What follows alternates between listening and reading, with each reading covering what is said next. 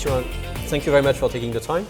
Today at the Business Summit, we talk a lot about what Japan can teach the future or teach European societies or other partners. Close to 1 year ago, you managed with some of your partners to achieve this first voyage to bring from Australia liquefied hydrogen to put it here in many applications. Can you tell us a little bit more about this, why it was such a pioneering trip and why it was so important for your company? So, perhaps you know, LNG, liquefied natural gas, is very important for nowadays living for citizens in Asian large cities and also in Europe, I know. And in such countries and cities aiming at carbon neutrality, then hydrogen is inevitable, I think. In such a manner, liquefied hydrogen could be a future alternative for LNG. Then you can keep your convenience in your life, but you emit no carbon dioxide by using hydrogen. So liquefied hydrogen transport technology is key to the carbon neutral future society.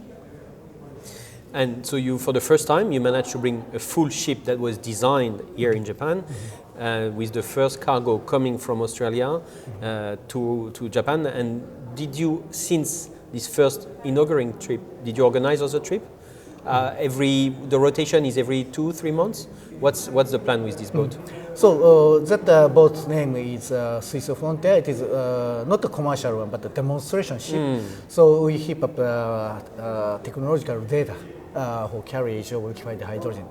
For example, boil-off rate and some kind of stresses on the support of the tank and so on. And at this moment, we took 2 round trips between Australia and Japan. And it was very, very successful. And we checked the data, and all the data is in the range of design.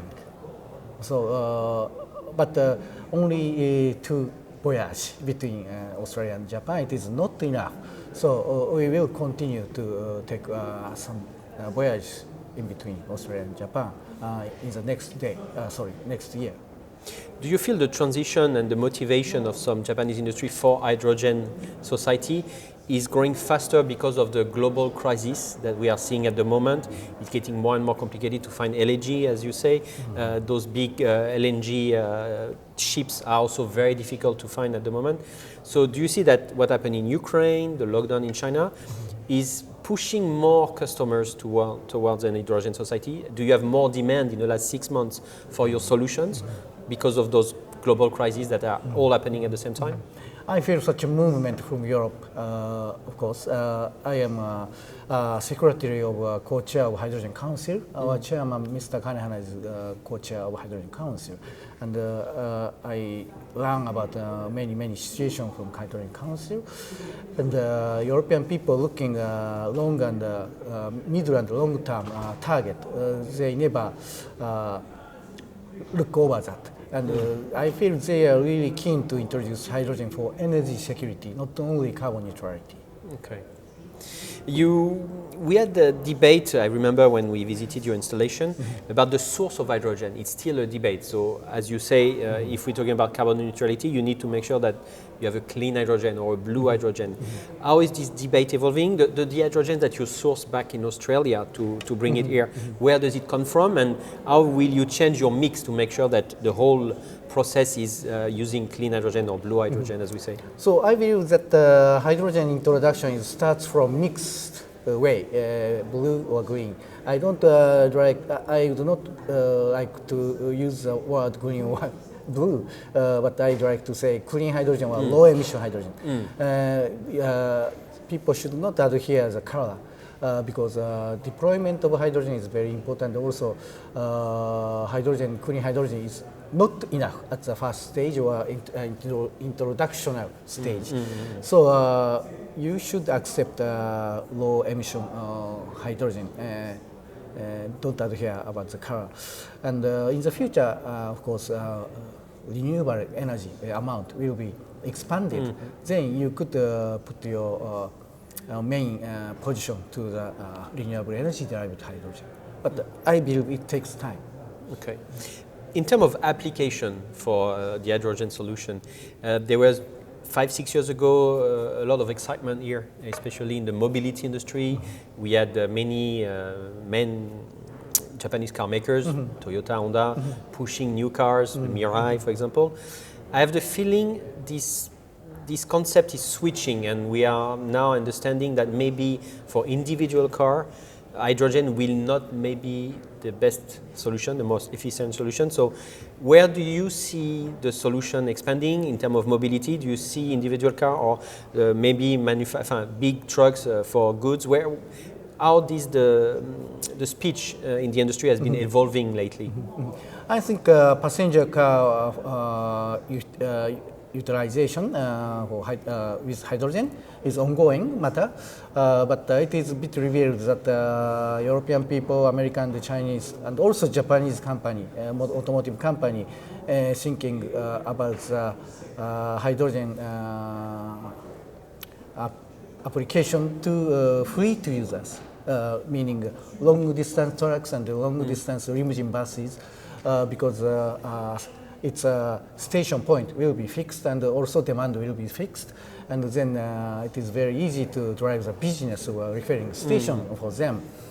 So that's the reason why they shift to the fleet users. And also for the long distance transportation, liquefied hydrogen application for the vehicles is also very, very effective. And in that way, hydrogen application will be expanded. And also, it is analogy to LNG for Japan.